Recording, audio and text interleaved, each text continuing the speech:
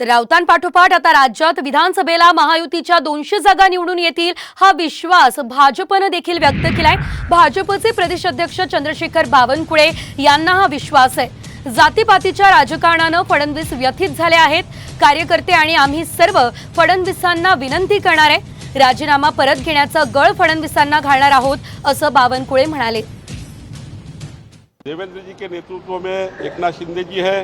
एकनाथ शिंदे जी, देवेंद्र जी, अजीत दादा फिर एक बार जोरों से अपनी बैटिंग शुरू करेंगे और महाराष्ट्र में फिर एक बार महायुति की 200 सीटें आएगी, 100% आएगी।